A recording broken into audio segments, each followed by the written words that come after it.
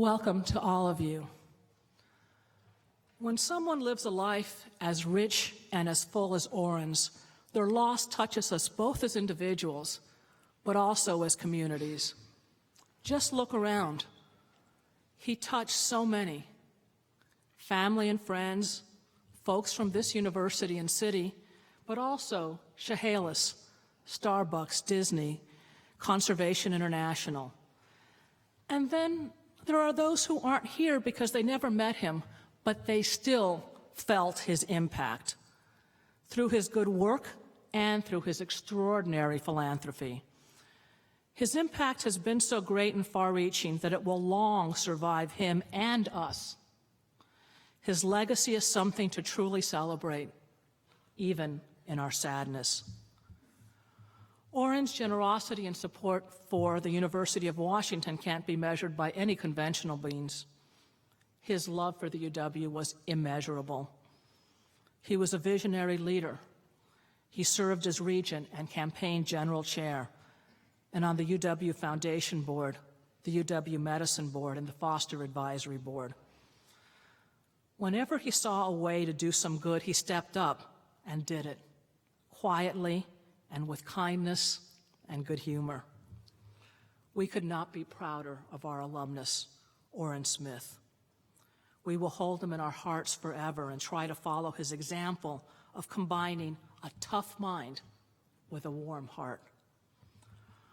Orin leaves the world more educated, more sustainable and kinder than he found it. His life inspires me and so many others to carry his work forward. Before I welcome our next speaker, I want to remind everyone that a reception will be held where else but in Orin's place, in Packer Hall. And now I want to welcome Roger Iger to say a few words about his dear friend and collaborator at the Walt Disney Company.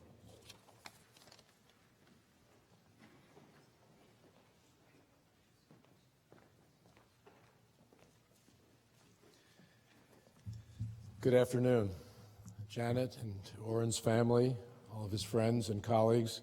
It's a true honor for me to stand here today to talk about Orin.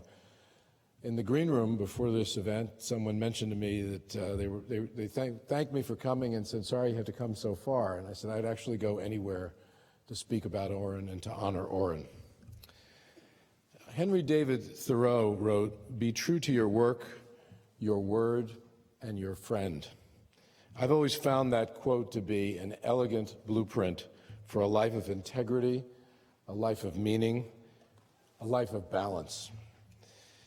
And it perfectly describes Orin, a man who lived his life with true purpose, a decent man who was never confused about what truly mattered, a man with loves and passions and hope and optimism, with an appreciation for the great things in life and with an innate ability to just keep things in perspective. Our paths crossed in 2005, and it was shortly after I had become the CEO of the Walt Disney Company. And the company had just emerged from about a decade of considerable strife, and we were sorely in need of new board members. And I was looking for someone very specific. I was looking for wisdom, and I was looking for perspective, preferably someone who'd sat in a CEO chair, who'd been through tough times and prevailed, who had achieved great success and had never become complacent or arrogant. I was looking for patience and I was looking for maturity. I wanted someone I could fully respect, someone who could be really candid with me. But I also wanted someone with a capacity for empathy and understanding, someone who'd been in the arena, to borrow from Teddy Roosevelt. But more than anything else, I was looking for integrity, a thoroughly trustworthy person of unassailable character with a record of always doing the right thing. I didn't know it, but I was looking for Orin Smith, and in he walked. Over the next 13 years, Orin would prove to be all of those things and so much more, including and in particular, a dear, dear friend of mine. I knew Orin was going to be a strong voice in our boardroom from the very first meeting that he attended. I just presented to the board my reasoning behind a $7.3 billion acquisition of Pixar animation, and it was time for each board member to weigh in and for the board to make a decision. I was a newly named CEO, and the move was aggressively ambitious, so board approval was by no means a foregone conclusion. In fact, I was quite uncertain about how it was going to turn out, and then Orin spoke. As you know, Orin was never in love with the sound of his own voice. In fact, he was a great listener, genuinely interested in people and what they had to say. But he had this uncanny ability to know exactly when to speak, and he never used more words than he needed to use. So at that fateful meeting, just when I needed some added support, he gave an impassioned, elegant speech about the power of brands and the urgent need for Disney to fix its brand, especially in animation. He spoke his mind, and he spoke from his heart, and he talked about the experience that he had at Starbucks and as a member of the Nike board, about a changing world where brands would likely matter more than they ever had. It was a tour de force, a masterclass in advocacy, and his argument ultimately carried the day, not only on its merits, but because of Orin's credibility, the strength of his own voice. Approval was granted, and the Pixar deal opened the door for everything that followed. In fact, without it, there would be no Marvel at Disney, no Lucasfilm. He literally helped change the company's destiny. And his soliloquy that day still echoes in my mind. Powerful, yet soft-spoken, passionate but reasoned, strong but with humility, perfect pitch, perfect words, perfect timing. In one of my last conversations with Orin, I asked if there was anything that I could do for him, and he made one simple request. He asked for a photo of the two of us surrounded by the logos of all of the companies that we had bought, those great deals that we had made. Of course, I heeded his wishes. While putting it together, it was not lost on me that those game-changing deals were made after Orin joined the board, and most of them were made since he was lead director. We did great things together, and we had a great time doing it, and it was so touching for me to know that it meant as much to him as it does to me. As the CEO of a complicated company in a complicated world, I could not have asked for a better partner. Orin was a much-needed calm in the storm and a steady presence that I leaned on more than once. Given all of his achievements, he was a surprisingly humble man, of humility that emanated simply by being comfortable in his own skin. He was a man without ego, filled with grace, along with an endless abundance of goodwill, kindness, generosity. He was generous of spirit and time, and he never put himself first. He was the rarest of men, one with everything to give and nothing to prove, and we at Disney were all lucky to have known him. To me, Orin was a counselor, a mentor, a colleague, and my partner in progress. He was an unexpected gift late in my life, a dear friend who came along just at the right time, and he is sorely missed. Thank you.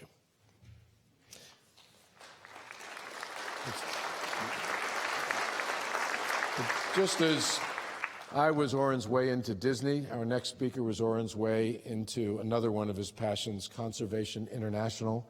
He spoke of Peter Seligman often to me, always in glowing terms and with great respect.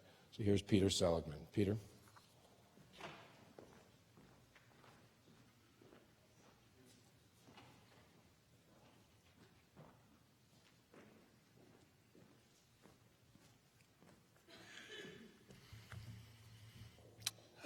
Thank you, Bob.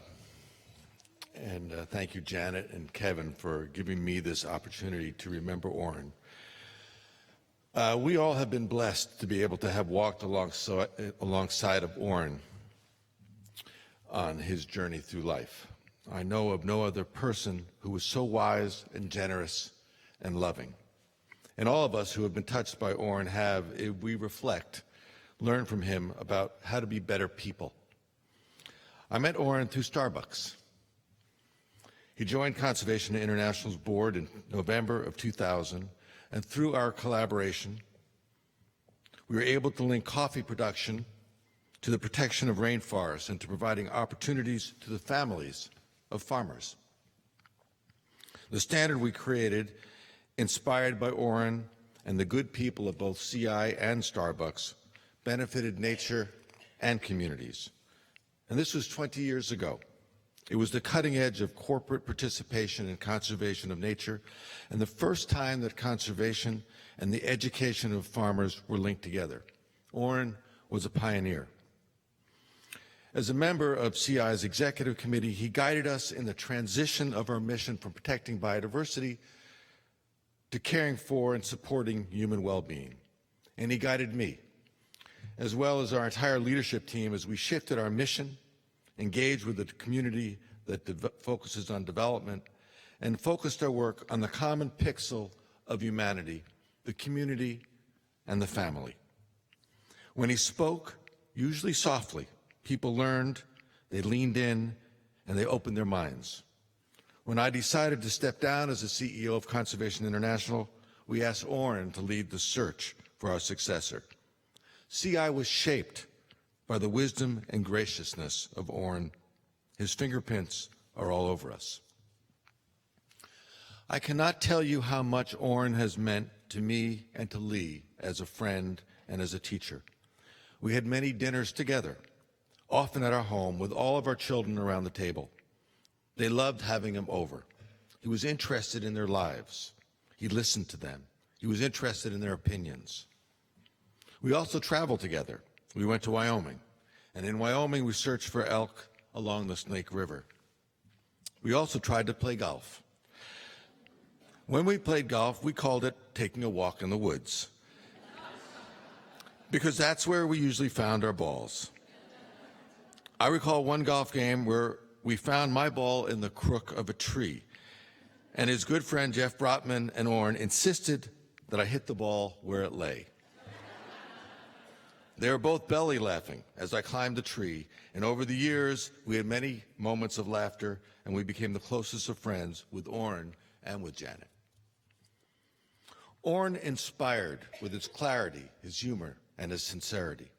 Unlike anyone I have ever met, his life was a reflection of his deep commitment to community. He always remembered where he came from. He always remembered the opportunities that shaped his life, and he always expressed deep gratitude for the good fortune of his family and his friends. Orin focused his life on inspiring others to find their best selves, and he committed himself to helping others to grow and to be good citizens. Last year's election was traumatic for both Orin and me. We discussed the election repeatedly. Orin was committed to providing equal opportunity to all, to placing community before self, to respecting and appreciating the goodness in humanity, to cherishing this beautiful earth that we all depend upon. Featured in both Disney's Moana and based upon ancient Pacific lore, the Wayfinders were those gifted souls able to navigate across vast expanses of ocean following stars and waves. Orin and I talked about our need for a new generation of Wayfinders, those leaders able to navigate through instinct and experience and core values, those people who have the moral compass and the ability to bring our nation together. He was fortunate to be surrounded by people of this caliber, and we conspired to bring them together to help forge a pathway forward for our nation. Some of these gifted leaders are here today. I do hope that in the spirit of Orin, they're able to reflect on this moment in our nation and on the need for joining hands for all the right reasons. At the same time, Orin was also an inspiration to all the people he worked with at Starbucks, at the University of Washington, and in his home community of Chehalis. He touched all of us in the same strong and gentle way. A few weeks ago, I received a wonderful letter from the assistant of one of CI's board members. Let me read this letter to you. Mr. Seligman, although we have never met, I appreciate your nice tribute to Orin Smith. Coincidentally, I grew up in Centralia, Chehalis, Washington, where Mr. Smith was also raised. I spent countless days of my childhood at the local library, which is now named for his mother. My parents still reside in Centralia, and I know that the entire community has benefited from the Smith family's generous financial contributions and guidance over the years. I think you said it perfectly when you said Orin is with us forever. Even for a young immigrant such as myself, who never met Mr. Smith, our hometown hero, will leave a lasting impression to the place I will always call home. Respectfully, Miran Anderson, Executive Assistant, Mr. West Bush.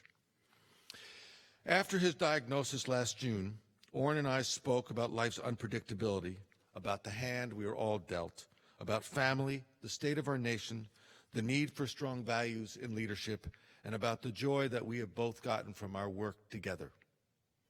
The last time we saw Orin was New Year's Day, when Lee and I flew to Wyoming to spend time with Janet and Orin. We went out for a wonderful dinner. We laughed, and we hoped that the experimental treatments that Orin was going to embark upon would have a miraculous result. Orin understood the odds. The harshness of death is its finality. Fortunately, the memories and values and closeness of our friends, of our friendships, is just as permanent. Orin is with us forever. And Janet, we share your loss and your sadness. And we are very lucky that Orin brought you into our lives. Thank you. Jay Vanderstoep is a longtime friend of Orin's. His father, Jim, was actually a mentor for Orin in his early years in Chehalis. My wife has spent a lot of time getting me to pronounce that correctly. Jay, a former state legislator, worked with Orin during Orin's state budget director days. More recently, as a Chehalis Foundation board member, Jay has worked closely with Orin in launching the Chehalis Student Achievement Initiative, a project that Orin was extremely passionate about. Please welcome Jay. Thank you.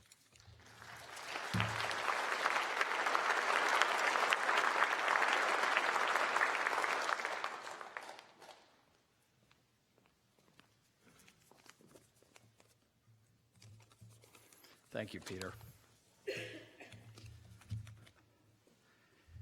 In Chehalis, we know that the American dream is real because we know Orin's story.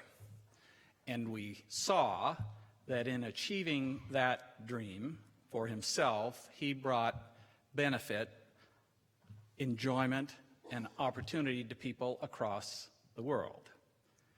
My role here is to talk about the particular benefit that he brought back to his hometown and to tell you a little bit about his story from the Chehalis, Lewis County perspective.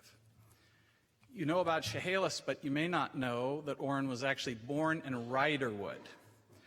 And if you've heard of Riderwood, you're in a distinct minority, I suspect, in this audience.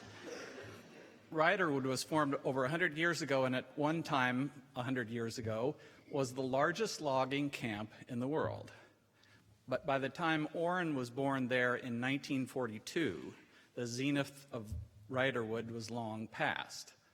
And I think about that boy in 1942, and I think he was as far from Kane Hall, as far from Disney, as far from Starbucks, as it was possible for anyone in America to be. He grew up in a family that did not have great material advantages. Orin had a paper route. He picked strawberries in the summer, and they didn't pay you by the hour, they paid you by the box. And later he told me that when he was in high school, he started working in the hay fields, and he would spend hot summer days in barns loading hay, and sometimes the temperature inside would get to be more than 100 degrees. And that's when he thought there must be an easier way to make a living than this. That's the hard-working Orin. There are also still people in Chehalis who will smile and tell you about the mischievous young Orin Smith, but the statute of limitations has passed. There are plenty of people from Chehalis here today. If you want to ask them about that, they'll be at the reception, but not here. His mom was the rock of the family, Bernetta. And the family didn't have extra money, but they could go to the library, and for free. Every week, they could check out books, and the kids could learn, and they could bring their friends, and it was an event that the family could afford. And the community knew the situation of the family, and there were a lot of people in the community who made a special effort to look out for Orin and help him, and those things he never forgot. One of the good friends of my parents was the high school counselor, whose daughter and son are here today. And when Orin was early in high school, she told my folks, "This is an extraordinary young man." And so my folks paid particular attention to him growing up, as did so many other people in the community. When he was a senior in high school, Orin played on the only boys Washington State Championship basketball team. And the stories about that team are that they weren't the tallest, they weren't the best athletes, but during the course of the season they gelled as a team. And this idea of teamwork is written throughout the rest of Orin's life. He told me that when he was a junior in high school, people in the school and people in the community came to him for the first time and said, "You need to go to college." And that was a revelation to him at that time. The idea that he was going to college was completely foreign to his background and his thinking. But that changed his thinking and obviously changed his track in life. He started at Centralia College, he came to the University of Washington, and went to Harvard and earned a business degree. In Olympia, Starbucks' success for Orin has somewhat overshadowed the fact that he played a very important role for Washington State twice under two different governors at two different times as the state budget director. In the 1970s, Governor Ray was a very colorful character, rest her soul, but she was not particularly focused on the details of the administration of state government. And Orin Smith functionally, administratively ran the state of Washington, and very well so, I might say, for several years. In 2005, when he left Starbucks, the story comes back home to Chehalis. Peter referenced the library. The community was looking to restore, fix up an old library, and Orin and the Smith family said, "We can do better." And $4 million later, the Chehalis has one of the finest community libraries that you'll see anywhere in the world. And the same thing happened with the community pool. The community was going to fix up this old public pool, and $2.7 million later, the Chehalis still has a community pool, but it is lined up. Communities, families are lined up every summer day to get in because it's such a wonderful facility. And then comes the Student Achievement Initiative. And I'll get to that in a minute, but the short version there is that in public schools in the United States right now, on average, 30% of kids are graduating and going on to earn some kind of degree past high school, when 2/3 of the jobs, the good family wage jobs, require more than just a high school education. And that's the project that Orin took on. And the goal is, in Chehalis, to go from 30% to 60% by the graduation class of 2022. And that project is well on its way. And half of the children who graduate from Chehalis are low income, free and reduced lunch. So we in Chehalis would say, thanks to Orin Smith, all these things happened. But Bob referenced his humility. Orin would tell you, yes, I contributed, and my family contributed 25% of the money, but the community contributed 75%. And here's something else about Orin. It wasn't Orin's project. Orin didn't say, let's build this kind of library or this kind of pool, or here are all the elements of the Student Achievement Initiative. He empowered the community. He led by calm support rather than direction. Each day in Chehalis, the teacher chooses whether or not to take advantage of the world-class research that's been made available to them, and to decide whether to apply powerful teaching and learning or not. But most teachers make those choices on their own, and that's the same way it happened with the community. So at the end of the project, whether it was the pool or the library or the Student Achievement Initiative, it's not Orin Smith's project, it's the community's project, and that was part of his brilliance and part of his humility. His passing leaves a very big hole in me. And I'm not a member of his family. I'm not a close peer who worked with him for so many decades. I'm not one of his lifelong friends like John Diefendorf or Lowell Wood or Jerry Kaya. And I can only imagine the hole that it has left in you all. And I pray, and many people pray, that your bereavement will be made as short as possible and will be left only with his positive memories. In September, Orin came to Chehalis for the last time, and he was briefed first by the school people on the Student Achievement Initiative. And knowing Orin, its data and metrics and its measurable results all the way along.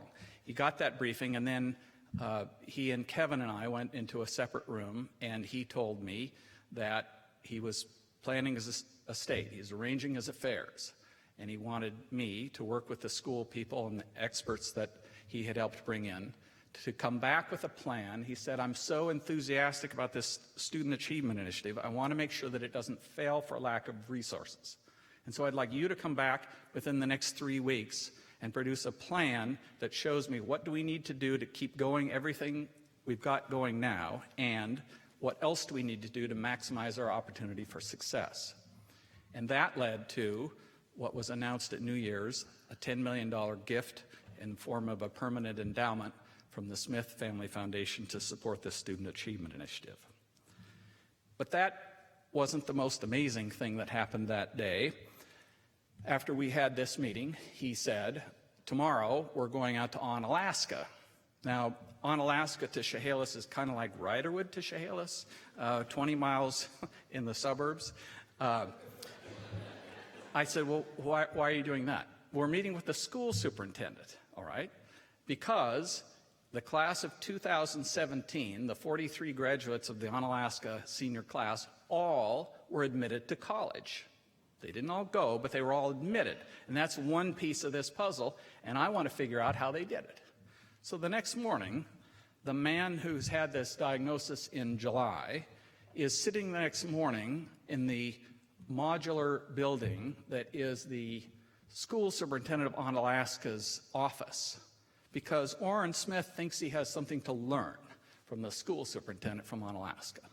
And it's just about the most incredible thing I've ever experienced a person doing.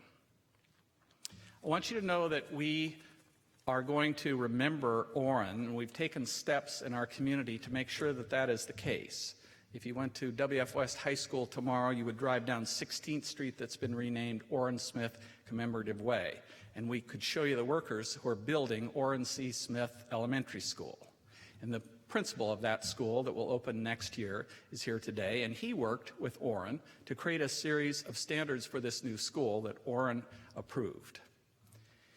It's appropriate for the community to have named those facilities for Orin as a thank you to our great benefactor.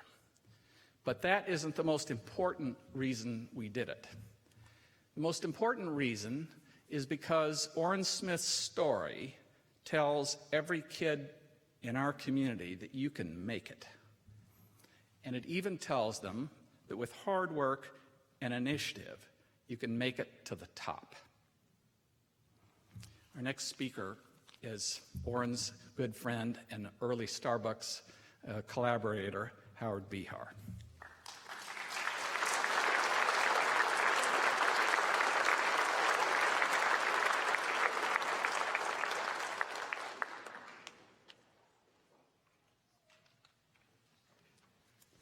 Thank you for sharing all of that about Orin, because that's the Orin we knew and know.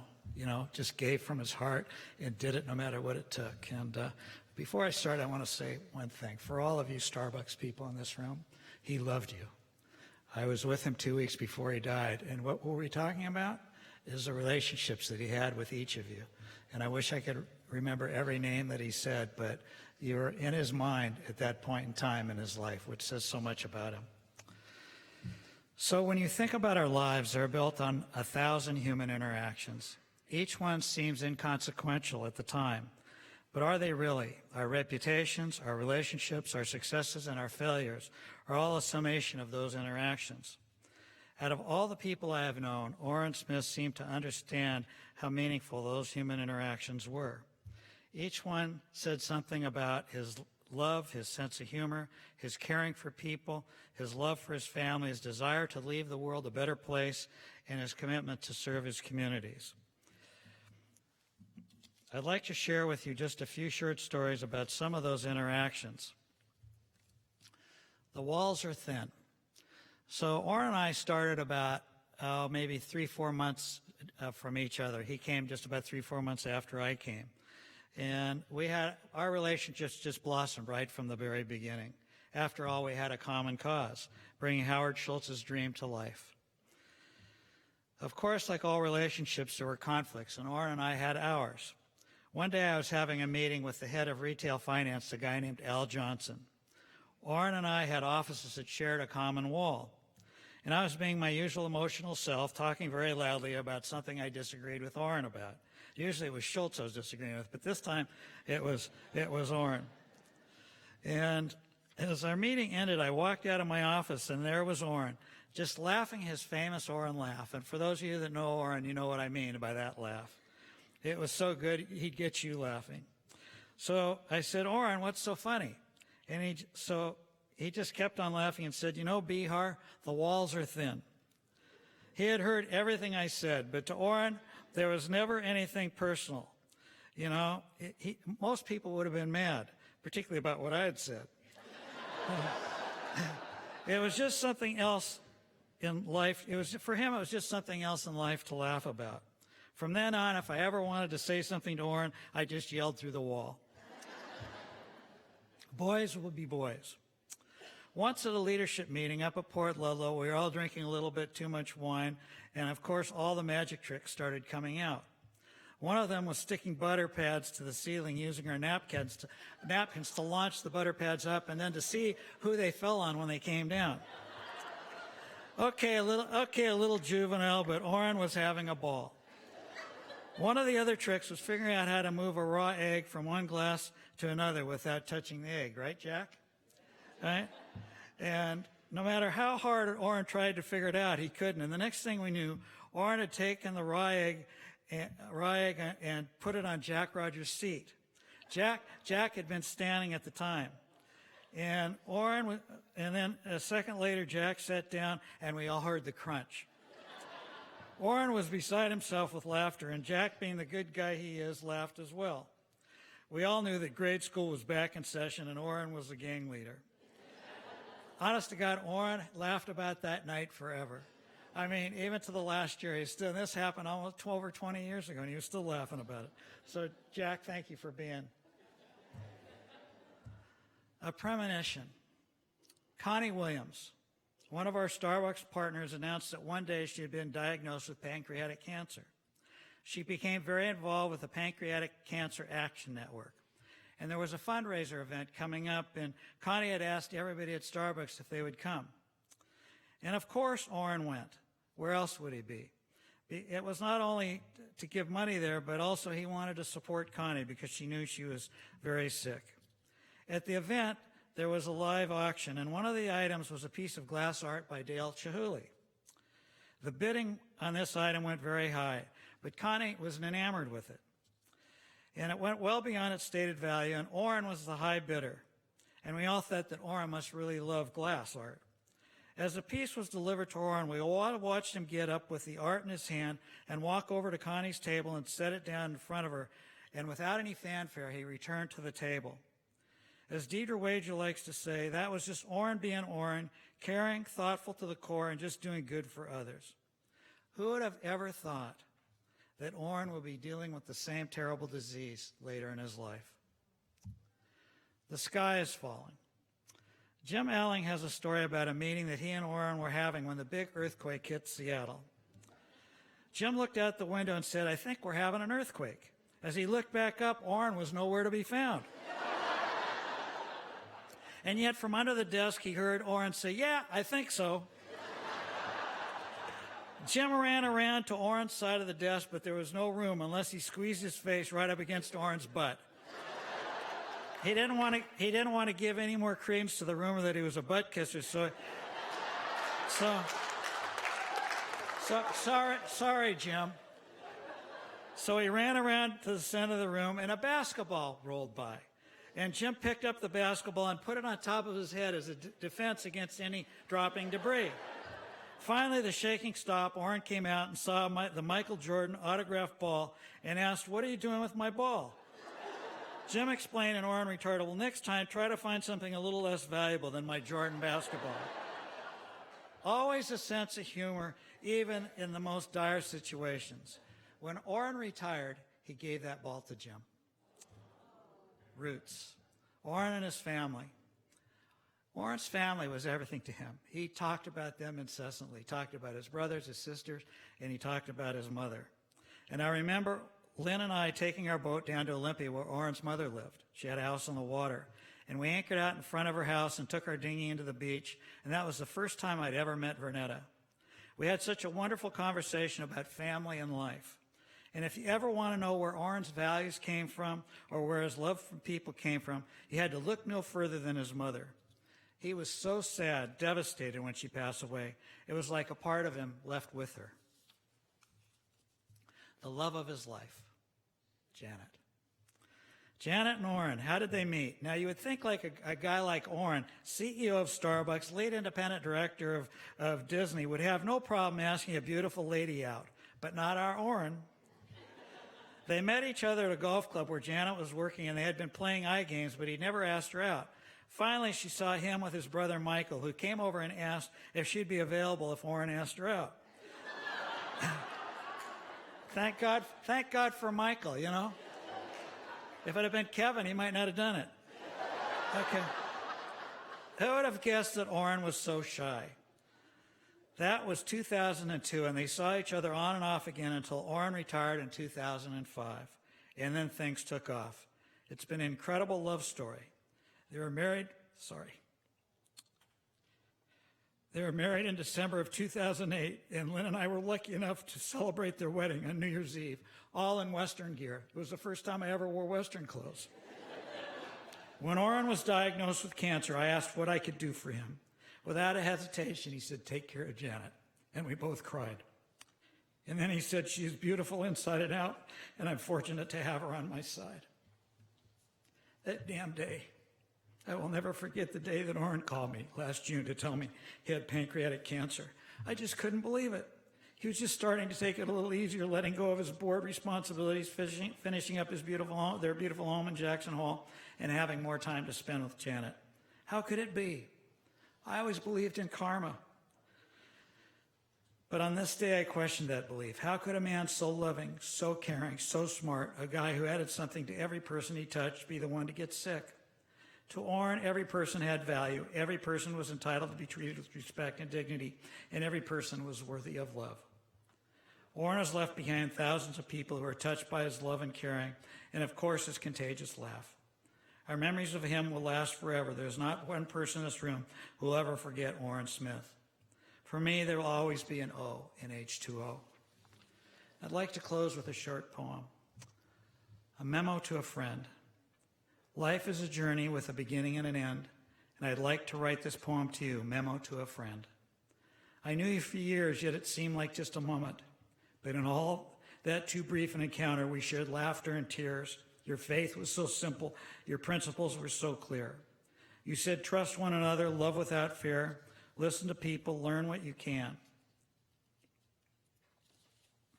From the young child up to the old man, for their eyes see the stories, the words tell the tales, like that ship of the desert, no wind in its sails. So let's grow into flowers, not into weeds. Always remember friendship starts with the seeds. Yes, life is that journey with its beginning and its end. I wish to end this poem for you, a dedication to my friend, Orin Smith. Orin, I will miss you forever. So there's another man that's played such a special life in both Orin and my role in both Orin and my life. Orin loved this guy, and he's the first H in H2O. So Howard Schultz, please come up.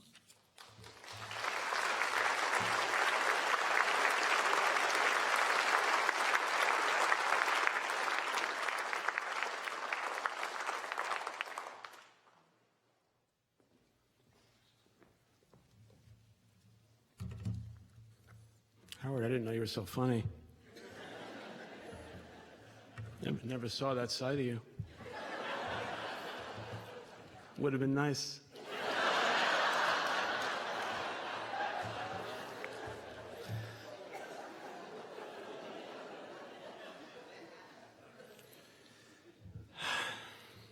I want to thank Janet and the entire Smith family for giving me the honor and the privilege of speaking today and giving me the opportunity to express my deep love and respect for Orin.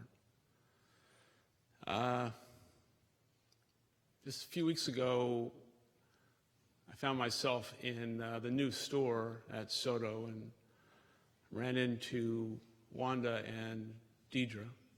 It's about 9:30 in the morning. And I don't know what happened, but the three of us just saw each other, and in the middle of the store with 400 or 500 people, we just started crying and hugging each other. And I don't know what everyone else was thinking at that point, looking at us, but we found great comfort in each other. And I'm going to try and share some things with you that hopefully can give you all some comfort as well. Orin, as you heard from every speaker, had such uncommon traits, uncommon characteristics. A man filled with such deep humility. I worked side by side with him for 15 years. Our offices, after he moved from Howard's Wall, was literally connected by an open door that was open 8-10 hours a day, and we went back and forth all day long. And from 1990 to the IPO in 92 to everything we did together, as I said at the annual meeting just a few weeks ago, the 28,000 stores and the 350,000 employees and 100 million customers a week that pass through Starbucks, none of that, I promise you, none of that would exist on almost any level if it wasn't for Orin Smith. Yet I never saw the man in 15 years take a bow. I never saw him seek the stage. I never saw him want the spotlight. And I knew all along that I was getting much more credit than I deserved, especially since I had the rare, very rare opportunity to not only have him at my side, but also Howard Behar. I just want to spend a few minutes because building a company and being a public CEO is a very lonely job. I think Bob would agree with that. It's a job that requires great courage and great conviction, but it's a team sport. And if you're lucky enough to have someone at your side that you can truly trust, someone like Orin, who literally defined servant leadership, it provides you with really the wind at your back. And I had two people like that in Howard and Orin. Now, it's been well documented that Howard and I, in our 17, 18 years, we probably had, an argument or a fight at least once a day. And I'm telling you, if it wasn't for Orin, the consummate peacemaker, we would not have coexisted. But it was magical. And the man had this rare gift, rare ability to probably tell the same story to Howard he was telling to me. And somehow that relationship of H2O created this extraordinary enterprise. We were on a magical carpet ride for all of the years that we were together. But there was a seminal tragedy that occurred in 1994. It was July 4th weekend. My phone rang early in the morning. It was Orin on the phone, and I knew immediately there was something wrong. And he said, "Howard, he started to cry. We've had an extraordinary tragedy happen at Starbucks in which 3 people were murdered in our store in Georgetown, Washington, D.C. And there's no playbook, there's no blueprint for any of this. But Orin took control. And 24 hours later, I met him in Washington, D.C. with Howard and others. And I walked down the hallway, and the 3 of us, not unlike what happened with Wanda and Deidre, fell into each other's arms. Just broken from the responsibility that we had to protect and preserve the integrity of the company, and obviously to protect everyone who proudly wears the green apron. But in this particular case, somehow we failed. I could not have navigated any of that alone. And I know for those of us who are here today, who were there then, it was Orin, always Orin, who had the insight, perspective, moral courage, and moral authority within the company and in the community to help us get through that. Orin and I, we fought for the company. We battled. We took on things that seemed impossible. There were disagreements at times, and we loved. Love and humanity are not common words that are used too often in describing a business or a professional relationship among men. But I loved Orin Smith, and his deep sense of humanity was something quite extraordinary. When he came to Starbucks, there were less than 60 stores in 1990. I honestly could share with you today that we didn't know what we were doing. Very few of us had any experience. People often ask, why did you go to Japan as the first international market? And the truth was because there was a direct flight from Seattle. If the street ever knew that.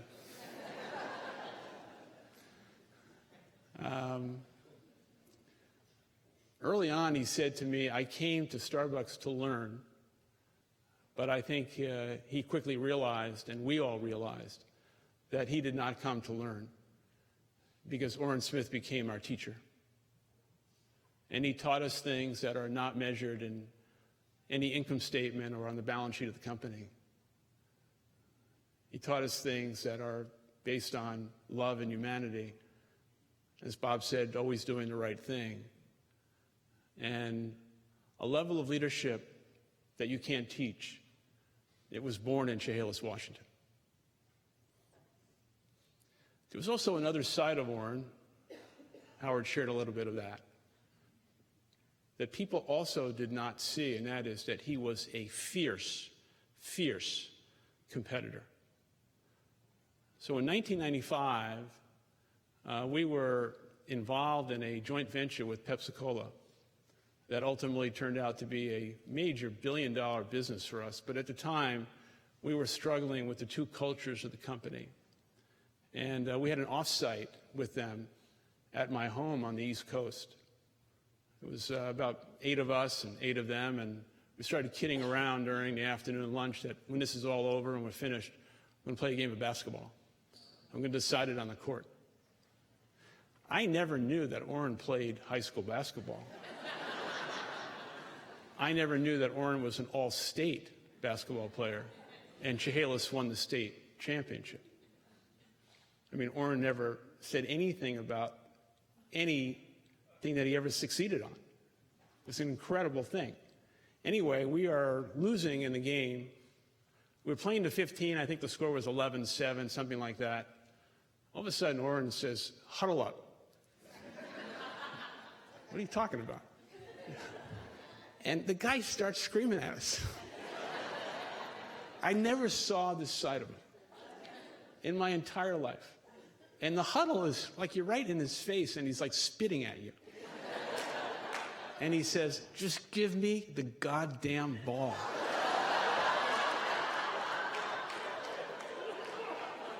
And all of a sudden, Orin Smith turns into this 18-year-old Chehalis basketball player and starts hitting jump shots. I said, holy shit, who is this guy?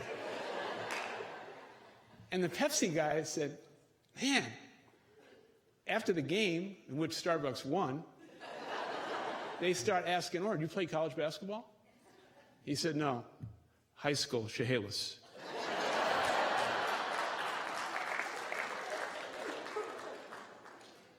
Another story about Orin that all Starbucks people know is he was famous for his interviewing style. Famous. So we were bringing Cliff Burrows in to interview for a very important job at Starbucks, to run Europe. And I had met him, I liked him, but Orin had to sign off on him. So I told Orin how important this was. This is the guy. And Cliff went in there and spent 40 minutes. When he walked out of his office, he walks by me, and I said, how did it go? And he said, honestly, he just didn't talk very much. I said, okay, don't worry about that. That's classic. And then I went over to Orin. I said, how'd it go with Cliff? He said, the guy talks a lot.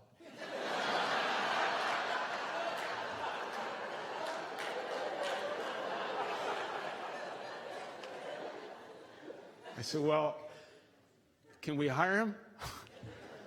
He said, yeah, but try and get him to listen more. Cliff Burrows is still with Starbucks Coffee Company, and Orin gave him the sign-off to proceed, and here we are.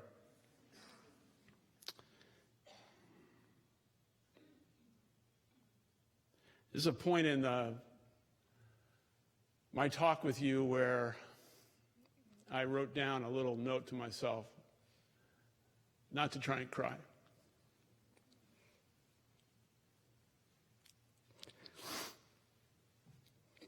I can't begin to tell you what a fine, fine man this was. I can't begin to tell you the impact that he had on the company, everything we stood for. And what has defined Starbucks in almost 50 years is the embodiment of Orin Smith. Our culture, our values, our guiding principles, our core purpose and reason for being. That is the signature of Orin Smith.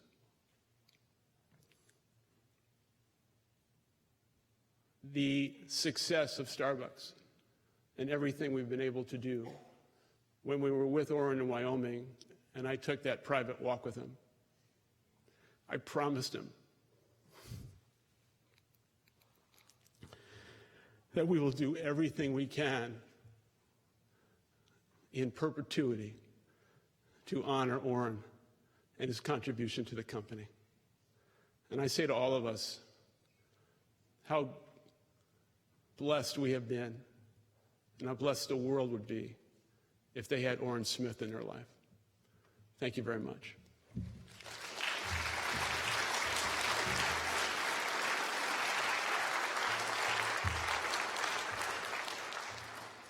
I have the honor of introducing Orin's nieces, Kevin's daughters, Jessica, Mari, and Lauren.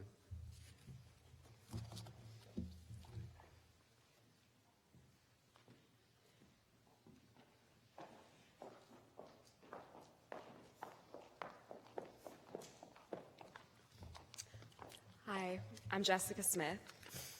In planning the service today, it was very important to Uncle Orin that we acknowledge and honor his mother, our grandma. She passed away this past April of 2017.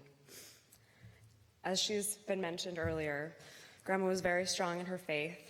She always showed unconditional love to everyone she met. She was the angel in all of our lives, and Uncle Orin asked us to honor her today by reading a few lines of her favorite hymns and Bible verses, which she wrote down for her family. From the first hymn: when upon life's journey you are tempest-tossed, when you are disheartened, thinking all is lost, count your blessings, name them one by one, and it will surprise you what the Lord hath done. When amidst the conflict, whether great or small, do not be discouraged, God is over all. Count your blessings, angels will attend, joy and comfort give you till your journey's end. Count your blessings, name them one by one, and it will surprise you what the Lord hath done. And now my sister Lauren will read another hymn.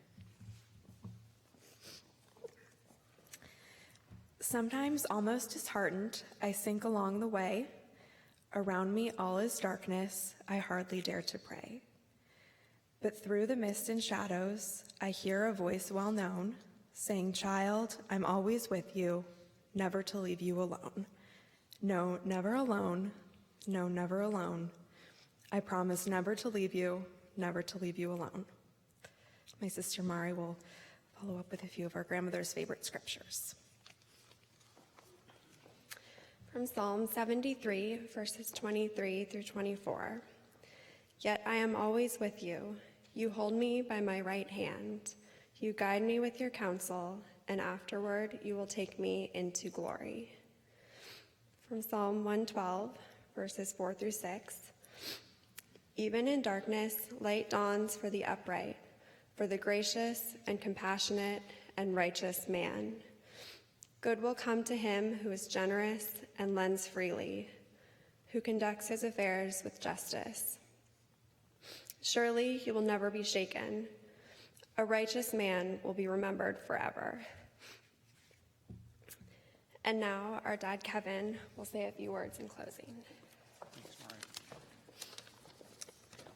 I just wanted to say a couple of words. First off, just to thank everybody for attending today.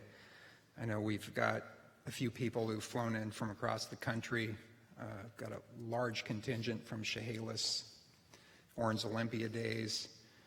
I know Starbucks and UW pushed the word out, and Orin would be overwhelmed by the love and support, in this room today. For those of you who know Orin well, he was a stickler for detail. So this service was planned by Orin and Janet ahead of time, and I can tell you that the speakers that he hoped would speak at his service have just done an incredible job today. He would just be so very honored. I do want to say thanks to the UW Anamari and your team for hosting us here today. A lot of work goes into a program like this, and we're going to have a great celebration at Orin's Place in Packard Hall after we're all done here. And just can't tell you how much I appreciate all the support. Also, I just want to make acknowledgement for Touch Worldwide, that video display that all of you saw at the start of the program. There were just some great pictures, and it's so much appreciated. They also prepared a little video clip, which I'm going to show you in a minute. We're going to show you. And I've got to say, to be honest with you, each time I watch this video, and it's only 3 minutes long, tears come to my eyes, because it's really classic Orin. And just a little backdrop so you understand the context of this.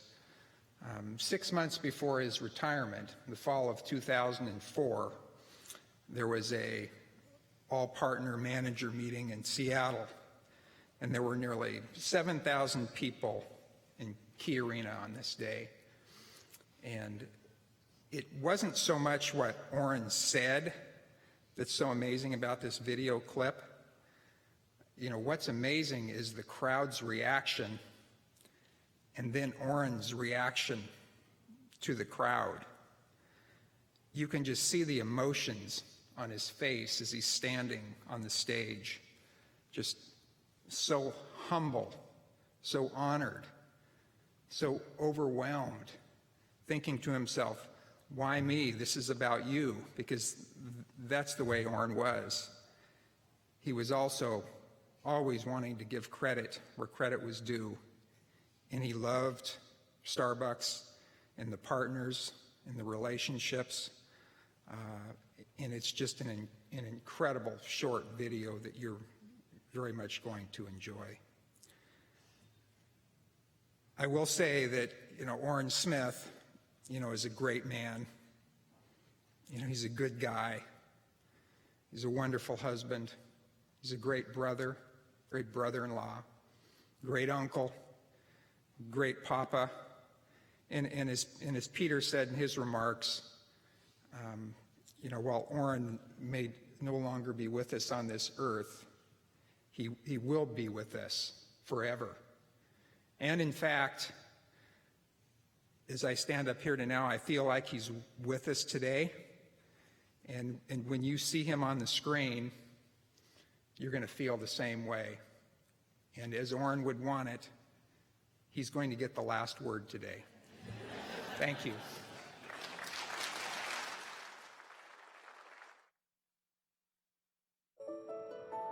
I hope that you are as inspired as I am by this opportunity to build a great company and to inspire and nurture the human spirit to make a real difference in this world.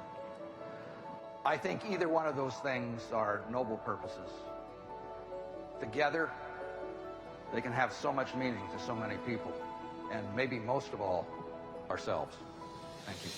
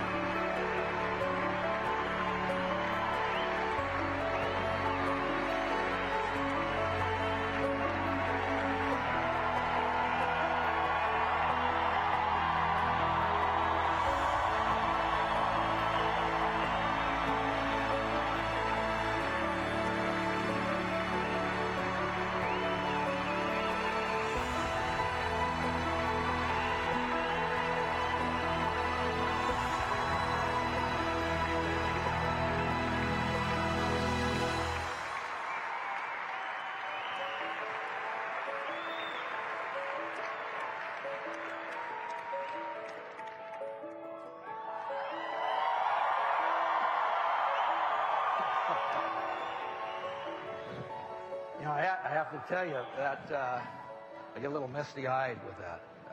This is so powerful. Thank you very much.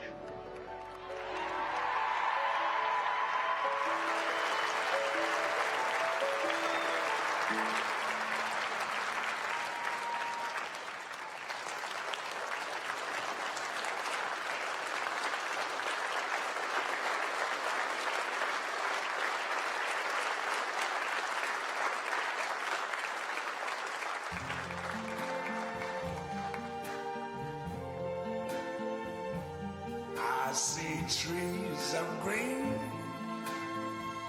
red roses too. I see them bloom for me and you. And I think to myself, What a wonderful world.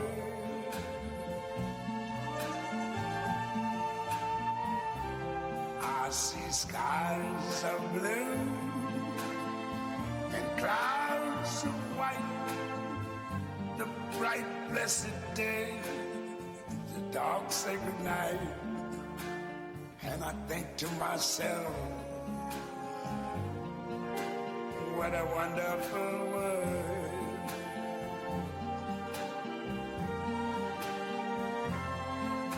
The colors of the rainbow, so pretty in the sky, are also on the faces of people going by. I see friends shaking hands, saying, how do you do? They're really saying, I love you. I hear babies cry. I watch them grow. They'll learn much more than I never knew. And I think to myself,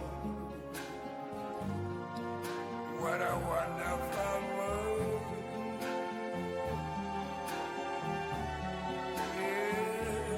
Yes, I think to myself, what a wonderful world.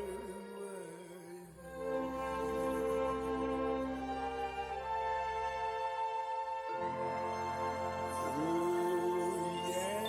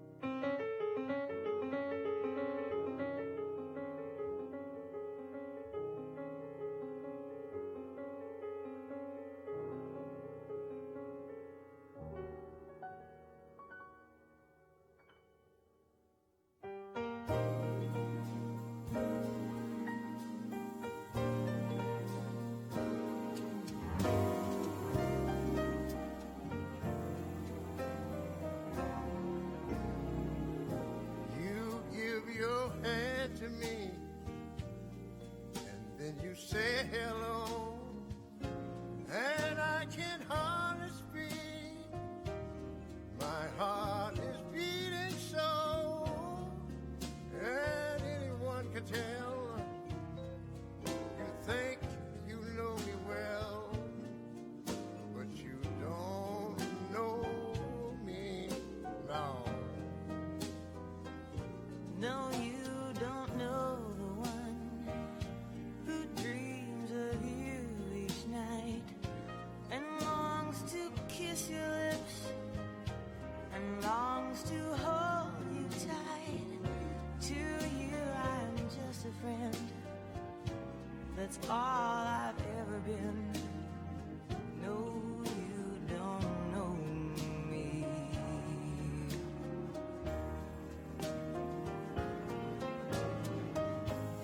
I never knew the art of making love, though my heart aches with love for you. Yeah. Afraid and shy, I let my chance go by. The chance that you might love me too. You give your hand to me, and then you say goodbye. And I watch you walk away beside the lucky guy. I know you'll never know the one who loved you so. No, you don't know me.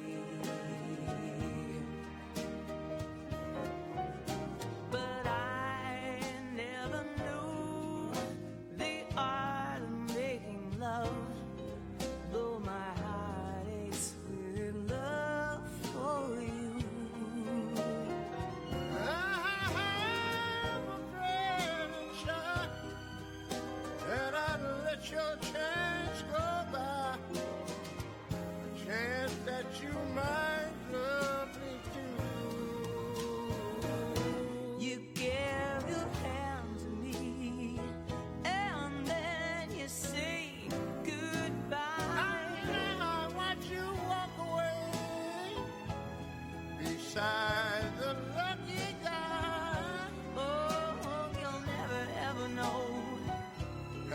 The one who loves you so.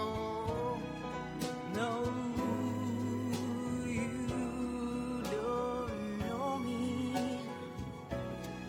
I say you never ever know. The one who loved you so.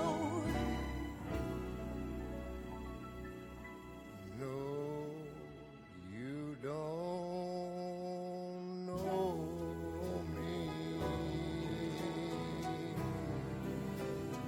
No, you don't know me.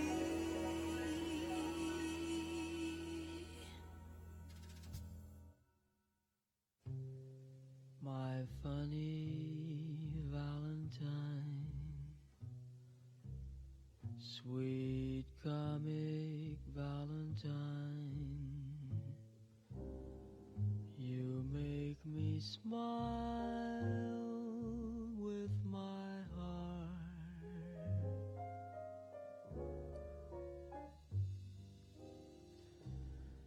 Your looks are laughable,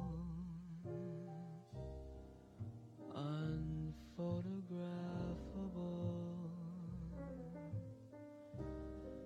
yet you're my favorite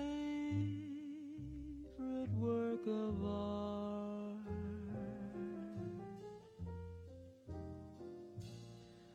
Is your figure less than Greek? Is your mouth a little weak when you open it to speak? Are you smart?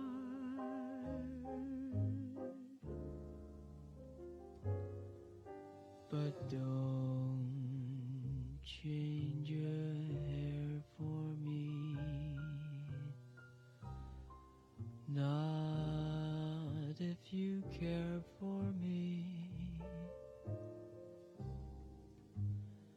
Stay, little Valentine. Stay.